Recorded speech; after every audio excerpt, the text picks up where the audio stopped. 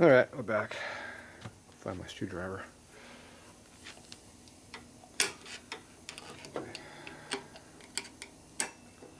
It slips in there, went straight. Look at that. Okay, what do we hit on now?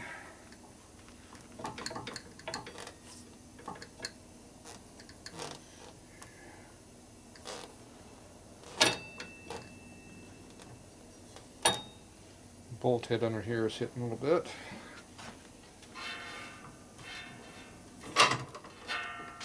Dropping another turn. Everything's kind of coming together now. So now everything kind of slipped over. So now the rotor's trying to go inside the caliper now. See, we cleared this now. Everything's nice and free and floating. So that's a good sign. Now we're going to have to get this spacer here up in here too before too long, or I'll never be able to get it in there. So I try to get the brake pads in, jam that spacer in there, and then drop that one more turn. And if you're lucky, it'll all go together. These things can be a pain. Okay, I'm going to spread the brake pads out a little bit with a screwdriver.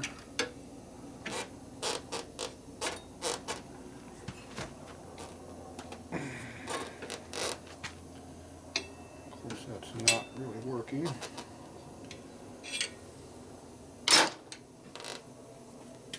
Does not want to go down on there.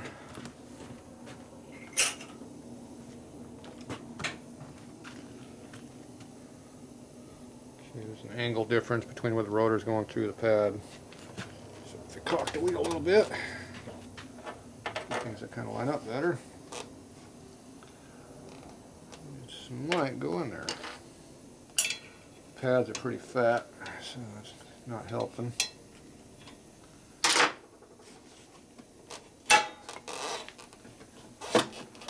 Yeah, there's like zero clearance for the rotor to go in the pads. A minor problem, I guess. So right down in there, you can kind of see things are kind of in there a little bit. Tight fit.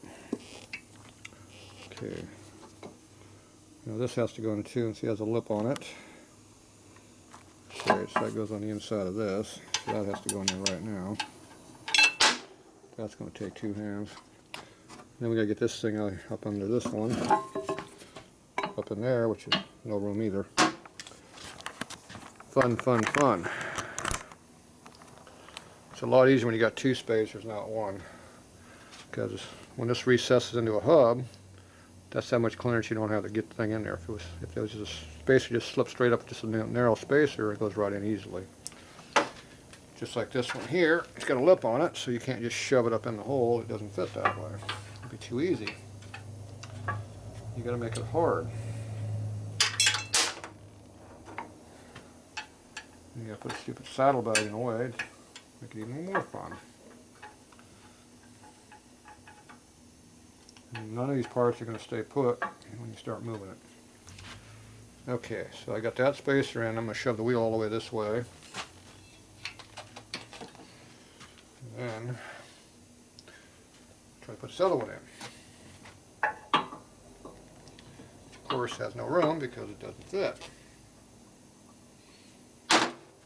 There's no way it's going to go in. Not a chance in hell for that spacer going the way it is right now. Because this does not fit in there. You can see how far it's got to go in there. It's going to go pretty deep. About a third of this. So I'm going to cock the wheel this way. Should give me room to get the spacer in. Then cock it back, try to get the axle ready to go in. And hopefully we don't lose the brake pads. If we do, we have to go back and redo everything. Try that first. Okay, I got that side in. I'm going to try to get that jammed up in there. Yeah, square it up. Cut it in, and then drop the bike one turn and see what happens.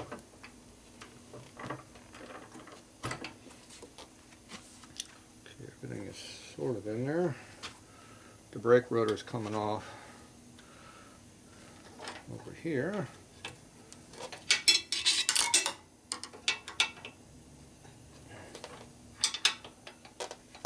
Of course, it will not go down for some reason. Put the belt on the pulley. Drop another turn. See how things are going. For some reason, the brake rotor keeps going up. It's supposed to be down. Don't know why it's going up.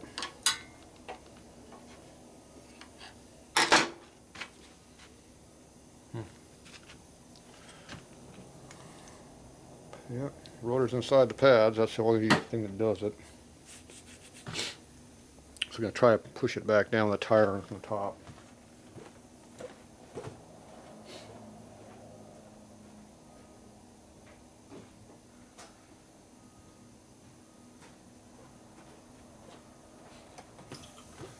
Appropriate tool, tire iron comes in handy.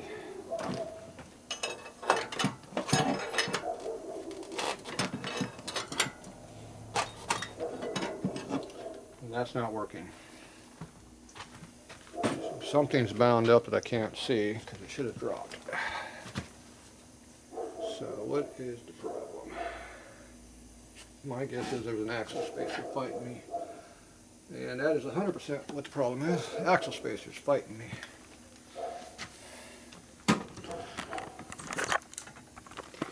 So if you look way up in there,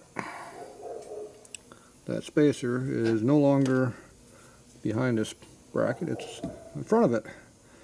And there's no way it'll ever go in down like that. It's in the wrong spot. Because it wants to screw with me. There you go. So, I'm going to try to force it with a screwdriver, but that doesn't work. I got to lift it back up and redo it all. So, flashlight. Yeah, that ain't going to happen.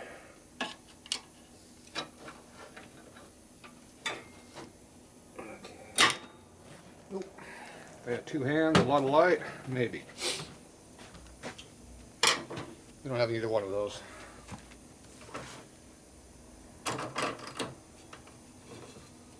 Okay, one turn up.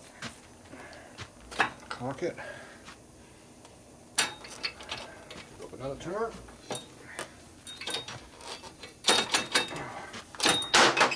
There. Problem spacer came out. Cock that back.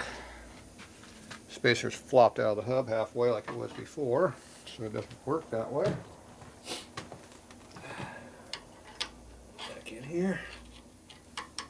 Jam it back into the hub where it belongs. Like that.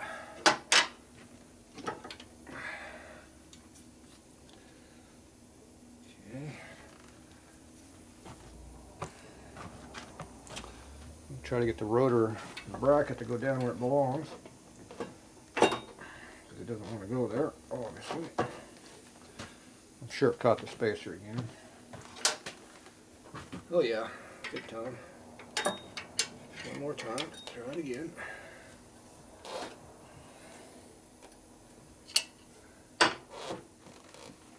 Ah, there we go. Okay, we were able to get it behind the rotor that time. Caliper bracket, I should say. Now we use this to pull it down. Where it belongs.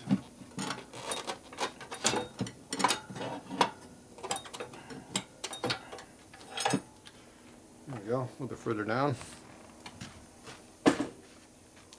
Nothing likes to fit on this bike.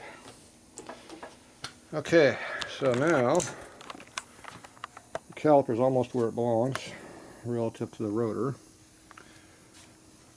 The spacer didn't fall out yet there, which is a major plus. That one, the outer one. I'm going to go over here and see if we can put this one back in. Oh, look at that, just fit in there. And I'm only off by 3/8 of an inch. Or maybe almost a half inch. Yeah, more like 3/8. So I got to caulk everything over it, try to jam that in there. Yeah, that's fun. Yeah, these are nice, fun bikes to work on. And I'm getting hot. See, I put my sweater on because I wasn't working hard enough. Now I'm working. Okay. Try this again. Spacer goes in. Cock.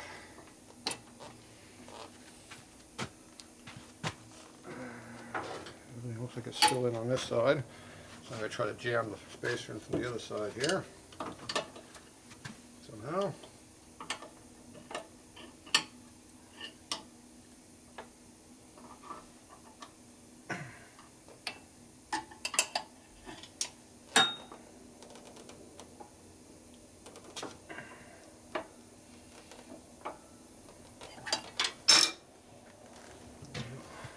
This would fill out.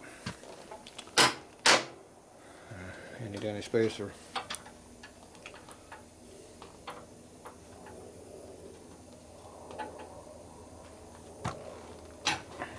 Shove the wheel back over.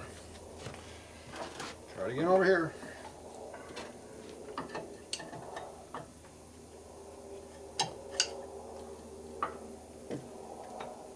Ooh, success. Okay, so that's still all in there. And that just popped up under the lip right there. I'm going to let down one turn here and hopefully it'll drop down. Spacer drop. There it goes. Shove it back up higher. Wiggle a little bit. Still in here okay. I'll turn. Cock it up straight. Okay, we're losing our center here again. Let's see, screwdriver.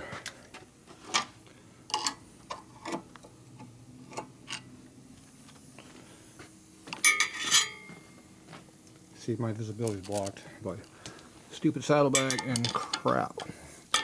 Okay, now if we can get this screwdriver in here where it belongs, it'll help keep things squared out. But we're not where we need to be yet. Okay, so I'm going to go ahead and drop it again. See, everything else looks good. And full turn down. There's a big drop. Okay, I'm going to pull this back.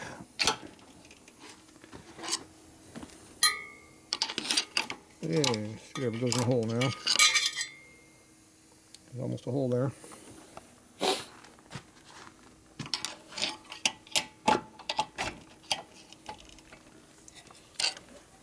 Okay, looks like we are a little bit too low.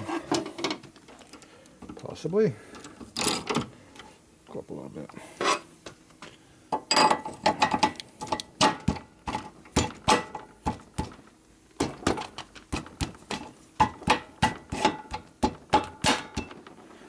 You don't be beating on with a hammer too hard.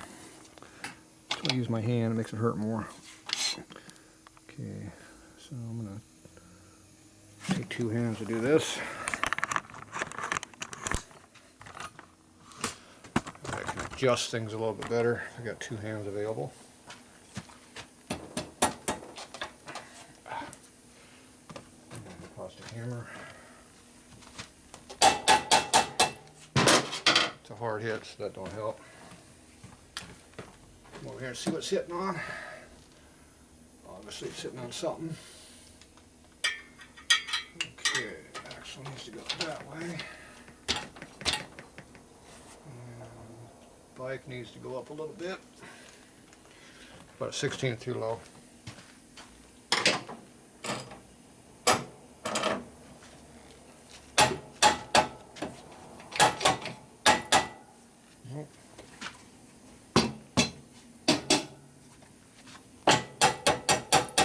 Nope. That's obviously not the problem. Where are we at now?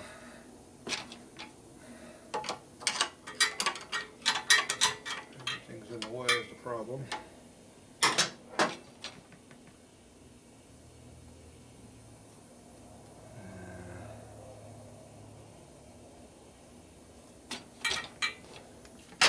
The axle spacer's in the way or something, I'm not sure.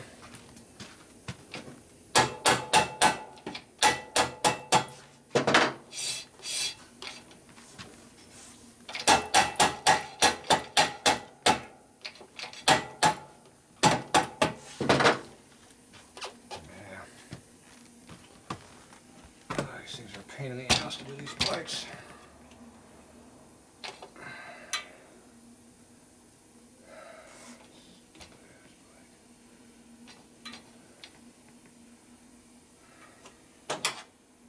Not even to the brake yet, it's in the axle spacer.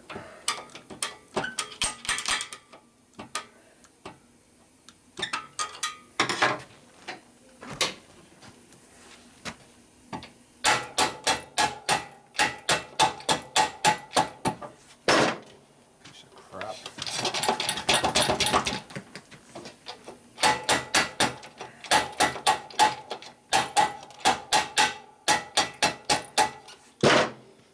Alright. See, beating on it's not the answer.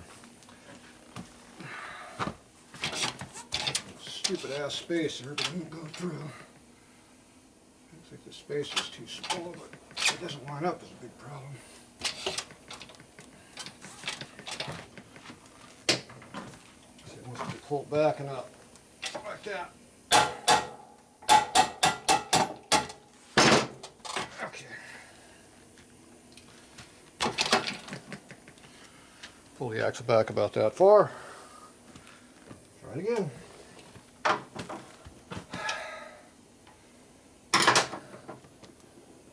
Stupid ass fucking bike. So my guess is the axle sleeve is dropped down. And the bearing is what we're hitting on, not the axle spacer. So if you look up inside that hole there, it looks like the axle bearing is the problem, not the spacer. So you're actually looking at the axle sleeve and then the blurry shiny piece in there. That is the sleeve of the wheel bearing. The hub. Now when I hold it right there, it kind of centered it. So if I can tap it in right there, that's going.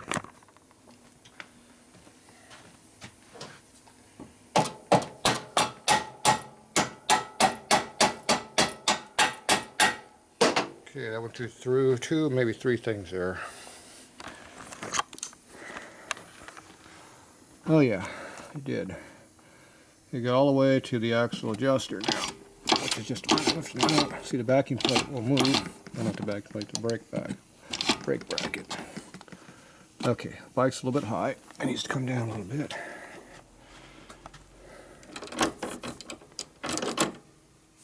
Still a mess.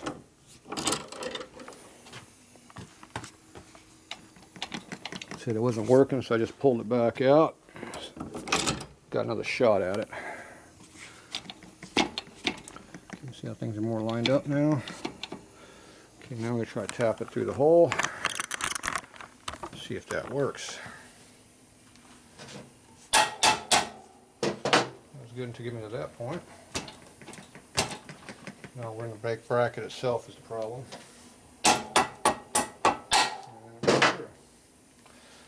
Alright, that was easy.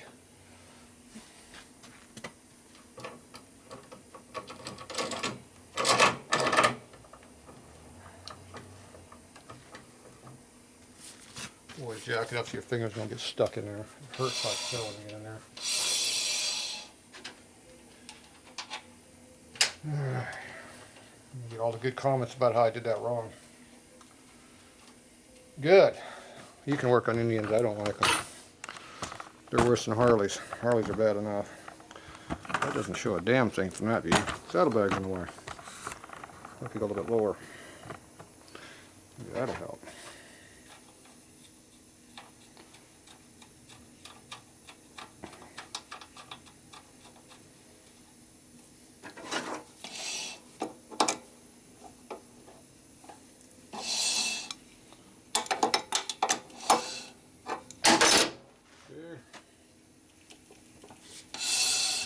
Check our belt clearance. It's alright. Here's our belt clearance. Right there. It's actually a little bit loose, probably. It's supposed to have a little bit of tension on it. So probably a couple flats on these screws here. Nuts. It's a ½ inch.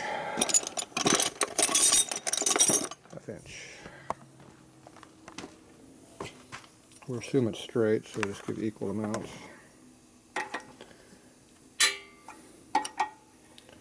One, 2 flats. Pretty big adjustment, actually. 1, 2. Gotta tighten it up a little bit. That looks about right. I didn't look at the swing arm, see where the swing arm's at when you put pressure on it. Looks like we're almost straight right now, so it should get looser as it goes down, but it might get just a snug tighter. Yeah, we'll come back and play with it if we have to.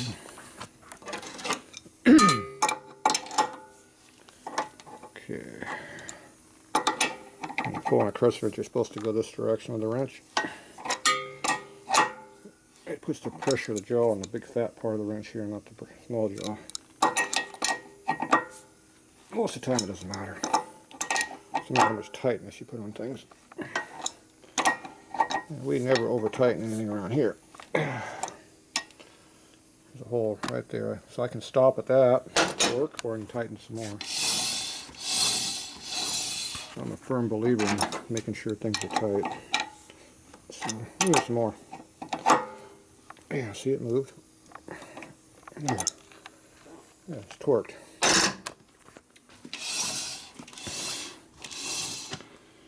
Okay, that feels good. So I got the lock jacket down, put it down to see. Okay, the brake pads are up in there.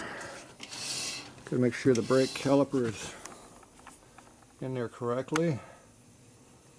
The brake rotor's in the middle of the caliper. It's not focusing in right in here, but you want to make sure that gap in there is equal on both sides if you can. It's hard to see with the camera. It's hard to see with me too, but my eyes will focus in the black. Camera doesn't. It's pretty close. That's what that shim was on the back of the caliper, back of the rotor in here was all about. Shimmed it out. Now they also got a shim right here, so you can take that shim out there and that one out there and it'll be the same thing. Difference is it'd be a little bit harder to get the rotor inside the, or the caliper inside the rim. That would be the difference. Okay, that seems good. They also make little shim washers that go underneath these bolt heads here, right in here, to fine tune that.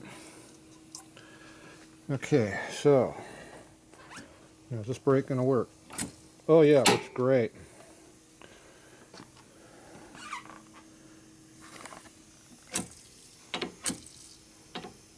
I see fluid squirting at me. That's brake fluid. So we have a broken line someplace. It's coming from under there if you see it.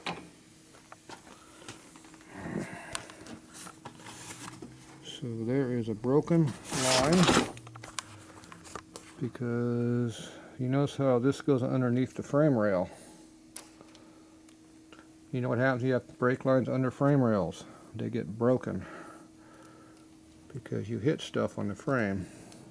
See how this frame's got drag marks on it. So 10 to 1 that has a hole in it someplace. There's a big hole right there. Look at that. Hear that squirt everywhere? Now, yes, there's not supposed to be a hole in the line there. It appears the brake tee is way back here. There is no split in the line right there, but we do have a split in the line because it's leaking all over the place. Alright, more problems. Plus my fingers are full of brake fluid right now. That's a problem for the camera. The other problem we got brake fluid all over my rack too, with all the other problems. I'm covered with fluid. Alright, let me get some cleaner and I'll be back.